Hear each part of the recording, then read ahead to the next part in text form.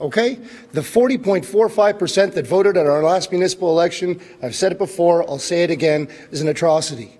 We need people. We need engagement.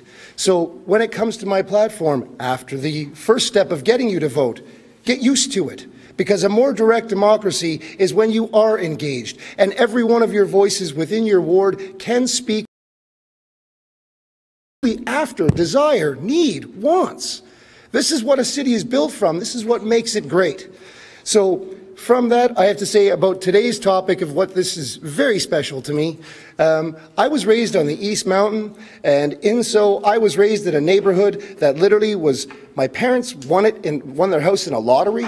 Now they paid for their house, but they were given a reduced rate because my father was white and worked at Stelco. But I was surrounded by all socioeconomic classes, all races. I was raised in possibly the greatest neighborhood that was meant to be a social experiment. Now, I have to say, I take it to pride. When it comes down to accessibility, I was raised with a one-legged grandmother. I know the issues, okay? I face them every day. So, there's my blue card. What I'm trying to say is, folks, what we're about to discuss today is for all of us. And we need to all learn. We need to basically hold hands because we need to come up with the answers that make things appropriate and better for all. So I thank you for your time and I look forward to your questions. Toronto, they're going to pay for all this. They've got deep pockets. You got to otherwise, free bus passes for the poor. Bless you.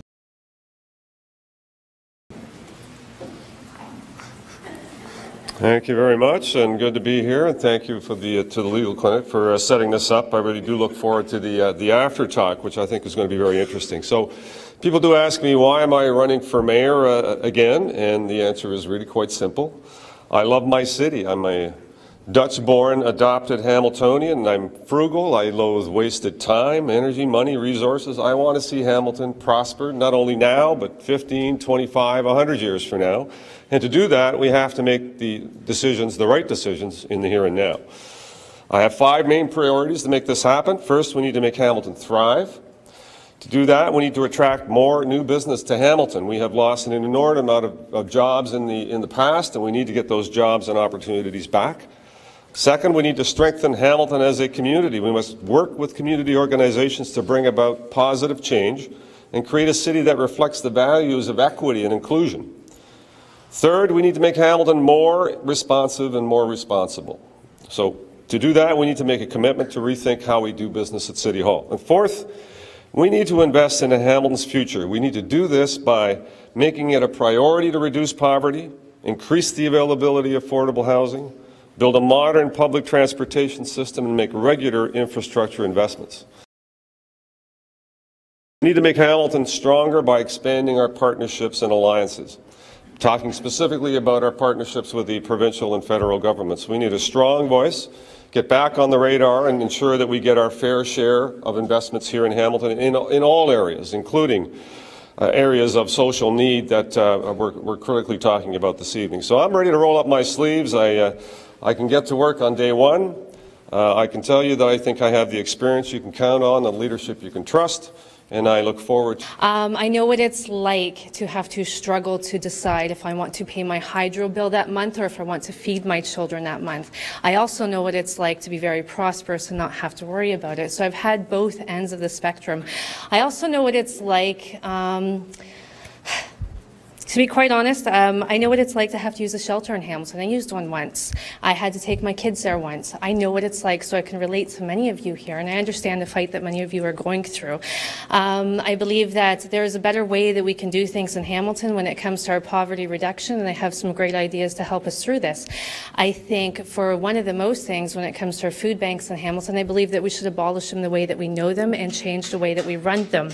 We do not, if anybody has ever had to use a food bank bank or know somebody. I know people who've had to use food banks. You don't go there to get a week's worth of groceries. You go there to maybe get a day's worth of groceries, and you're not allowed to go back again. I think if we change the way that we run these food banks and we center them all out of one unit instead of paying rent here, rent there, and having most of our capital costs not going towards the people that need them, and we hand out grocery cards so we are no longer making somebody feel ostracized or centered out because they have to go to a food bank, or their children see their other people's parents go to these food banks. If we hand out grocery cards so you can get the food that you want to eat instead of being told that you have to eat this can of corn that you don't want, I think we have a better way that we can fight poverty in Hamilton, and a better way that we can do this together and make a more bright and prosperous future for us all. Thank you.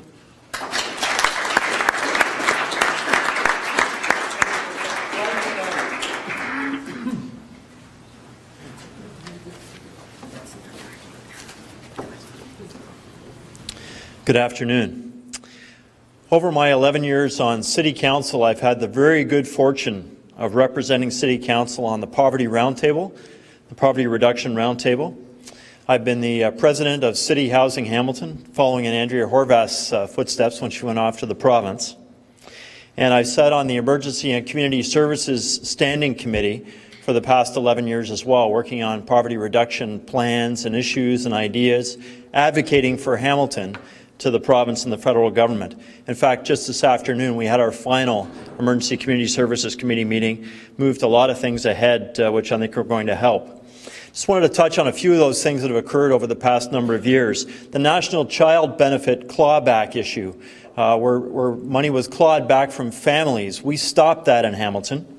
And we not only got that money back to the families, we protected the programs that were funded by that program, the federal dollars as well. So that was one program. I advocated for rent supplements to assist people needing affordable housing, taking advantage of empty rental units across the city through the supplements. I was very involved in the beginning of the Affordable Transit Pass, and we just carried on that Transit Pass this afternoon, you'll be happy to know, with refunding that program for the next year or so. I've worked on food security issues, establishing more community gardens across the city, all throughout City Housing Hamilton buildings, and also working on the Good Food Box program. Also worked on the homeless strategy as well throughout the city. But to me, the big issue on the poverty reduction front is income inequality. All throughout our society here in Hamilton, there's a number of problems that way. Living wage is where we need to work. We need to make changes to the employment insurance program federally and really step on the gas to straighten out the federal and provincial government who are running surpluses while we don't have the proper amount of money here in Hamilton. Thank you.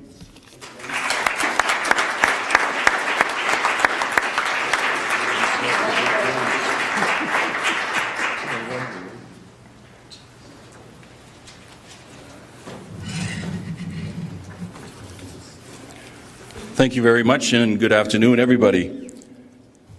Our community is at a critical time in our history. We can go back to the old ways of doing things and hope for a different result, or we can choose to move forward in a positive new direction. From Flamborough to Winona and Hamilton to Binbrook, people are telling me our city needs fresh leadership to face the challenges and seize the opportunities ahead. Over the past 4 years, I was proud of what the City Council accomplished.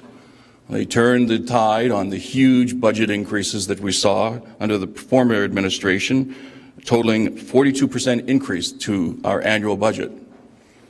But at the same time, we stepped up on poverty issues. We didn't leave it to the province and to the feds. On CSUB, either or, when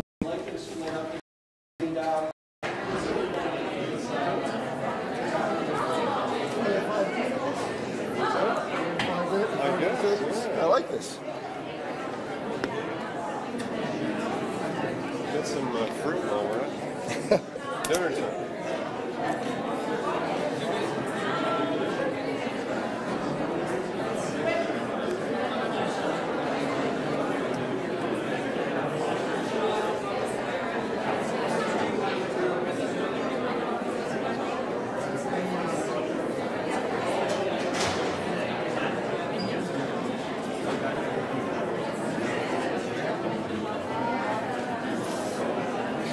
Because we have such a great turnout, we're going to try for 2 conversation circles in this lower section here, and as well as another one up top on the stage. So there'll be 3 in the back, 2 down in this front section, and 1 up on the stage. Thank you. So it's Bob, you, me, Jennifer. Celeste? Celeste, where is Celeste? So Tom, I'm supposed to be timing these too, right? 10 minutes? Do you? Yeah. And then giving 2 minutes. So I think the mayors, they were supposed to be able to give like 2 minutes. And then start the conversation circle. And so I'll tell them after the 2 minutes, and then I'll give them a 1 minute warning. Okay. Okay. Sounds good. Sounds good. Yeah. Do you want to set up on the... Or do you want, I can time here and you can say it. Do conversation circles in the next minute or so. It'd be appreciated. Thank you.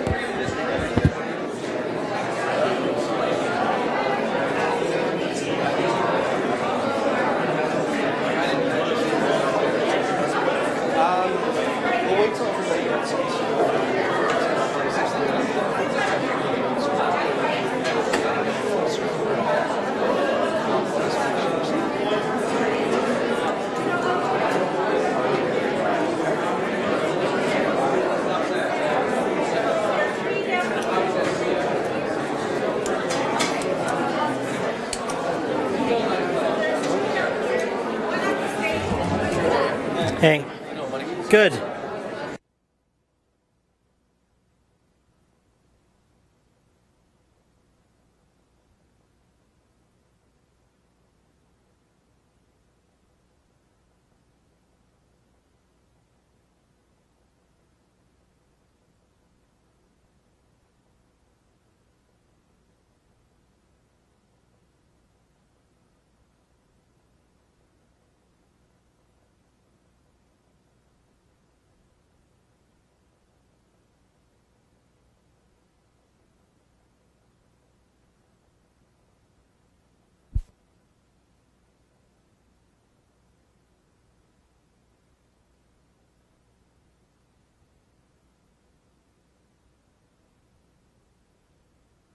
Check, 1, 2, check.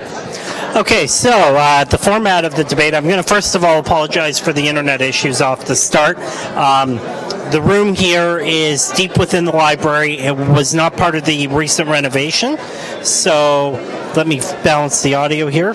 Give me a sec. Okay, check, check. That should be a bit better. So the library did their absolute best to try to hook up a connection here, hardwired, that relayed through the wireless. Because of the location, they weren't able to do so.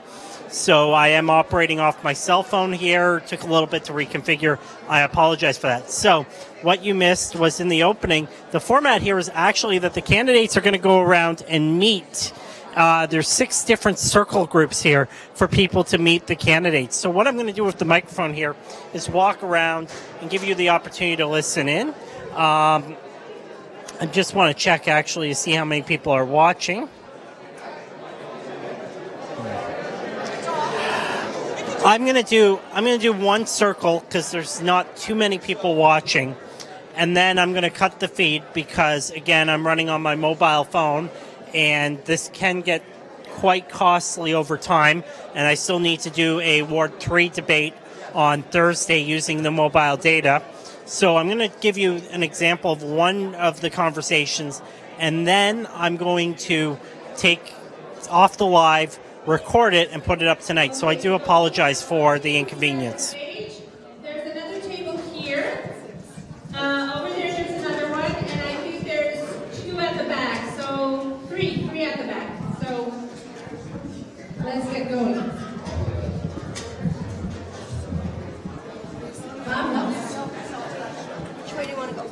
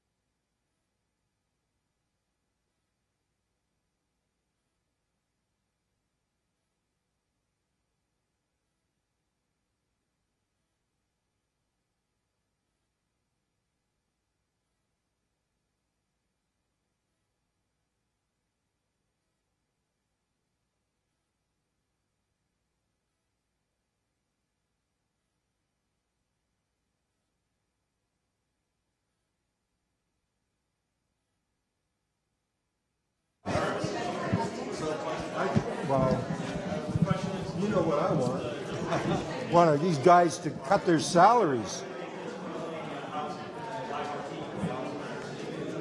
Oh. I'm just listening in, but yeah, sure. If you guys want to pass the mic around. Can you hear me with this or without it?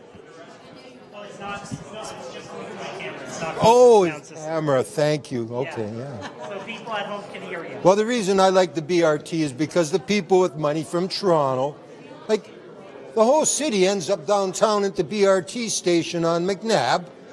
Well, we can get to the beach with it, and we can get between GO stations with it, because those people, we're going to build condos up in John James Street, and all the poor people are going to get pushed out. Beyond where I am, I'm on Westinghouse Avenue. With the help of my sister there and other people, we cleaned out a lot of crack houses and that. And eventually, you know, it gets better, and then we get pushed out because we're the poor. They give all this money away. Every year you read about it, they throw all kinds of money to other countries. I believe if you come here, you're a Canadian. The minute you want to leave here, come here. That's it. It's too bad what's going on in the world, but as long as we have poor people here, we can't afford, especially with a $1.4 billion deficit. Ontario's deficit is equal to Canada's and all the provinces combined, and they're going to build us an LRT from what pockets? These people are mad. When Trudeau got in, we didn't have a debt. I voted for him. I didn't know Tommy Douglas was running. He was the CCF. He brought us health care. They eventually turned into the NDP, and he quit because I don't think he could stomach them any more than I can. They're all the same, those three parties. They all have bags of money, and they all hand it out. It's just like a lobby here. That's all that an election is. Go ahead. Say something. I agree with a lot of what your ideology is bringing forward. Like the feather, eh? Okay, yeah, I agree that like party politics is really a problem within the political world because all three parties are basically doing the same thing. One may do it faster, one may do it slower, but eventually it all comes down to they're doing the same thing, which is austerity, which affects poor people, disabled people, workers, the working class. So I agree with what you're saying. I would like to see the community itself, you know, identify itself as more as a working class opposed to low income, middle class, or higher, so we can join in solidarity, find the common grounds, so that not one voice is drowned out. Because right now, people in low income are drowned out at every opportunity. Yes. The lady wants there. Hi, I'm from Riverdale. It turns out we're third in Canada.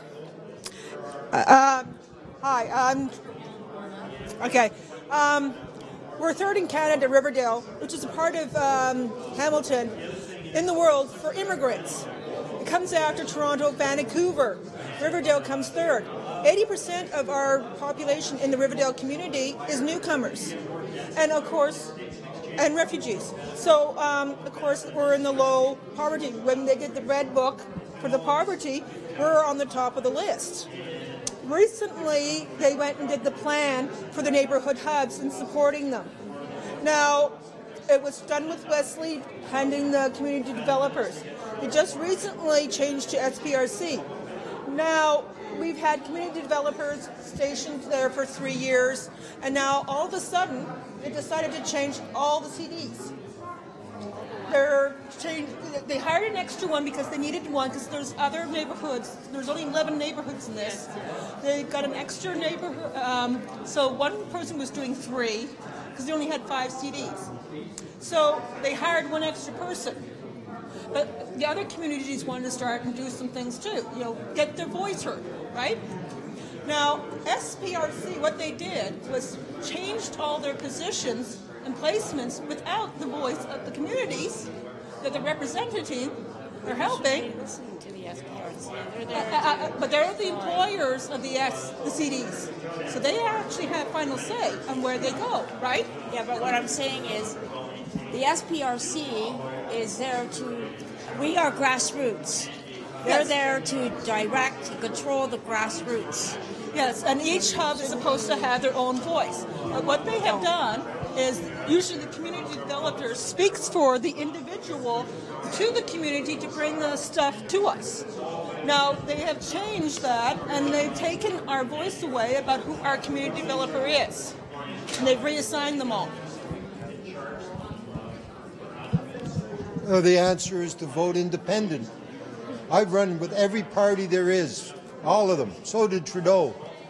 But if you vote for somebody who does, these three front runners all represent one of the big parties. But they pretend that they don't. Again, we got lobbyists.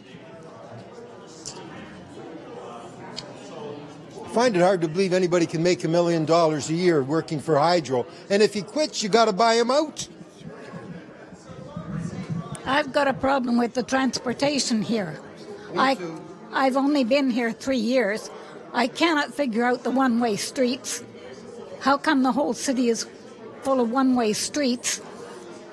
Because our leaders thought at one point we needed them, just like they think we don't now. And I don't understand why they're talking about LRT before they straighten out the bus service they've got here. That's because the government of Canada said they'd give us a whole whack of money to build it. But we don't need to just spend it all on LRT. If it's anywhere close to 4 o'clock in the afternoon, I have to wait for 4 or 5 buses before I can get on with my walker. What bus is that? Anyone along Main Street, which will bring me home. And darts, yeah. Ridiculous. Well, everybody, I told you, they're all making too much money and we don't have a voice at City Hall. So why are they talking about LRT when they should be straightening out the bus service we've got and straighten out those darn streets? Well, then the government of Canada, Ontario, can give us money they don't have and we'll build a little bit of an LRT because we need something to get to we need some class, but not from Stony Creek to McMaster. Like, would you go to McMaster? You might like to go to Stony Creek because that would be down Main Street, right? I don't know. We used to have tracks down Main Street. When I was in my 20s, they were tearing them up, all our rails throughout the city. I have a friend in St. Catharines. She hates to come to Toronto because of all the one-way streets, and she doesn't know how she's going to drive from here to there without going round and round the block somewhere. And so she just tries to find a place to park, and we walk from there. In Toronto. She comes from St. Catharines. When she comes here, she doesn't like it here? She says it drives her crazy. She gets so nervous. You get free bus tickets? Yeah. Yeah? We should lower that to 65. I'm 65. I'll talk without the mic because the mic doesn't hear you. Yeah, I have a question. If you be elected... Sir, excuse me. It's not about amplifying, it's just for his camera. So it doesn't make your voice louder. Oh, okay. No, it doesn't work. Okay, if you've been elected to be the mayor of Hamilton, what are your proposed plans to eliminate poverty in this city? Well, stop. Why aren't they asking us to give to the poor when the government of Canada sends money all over the world? And when they make so much money and they've got pensions and you can't fire them, and they're nothing like the private sector is getting stuck, well, they all live in the lap of luxury. Yeah, but what are your plans? What do you have? What are you going to bring to the table? Because poverty in Hamilton especially, it's one of the highest, as you can see. What are your plans? What do you have written to eliminate or even ease some of the pressure off of Hamilton? Well, as soon as we have no money, there's nothing I can do in reality. That is the end of that conversation section. There is no money to go. They're just blowing smoke up here. That's all they're doing. They can't make any money. We gotta make money. I'll make money. I've made money for lawyers. I make money for all. Okay, so for those of you watching at home, because recording it's going to give you a lot better picture of what's occurring because I can move the camera around. I'm going to end the live broadcast, start recording, and upload it tonight, okay? Thank you.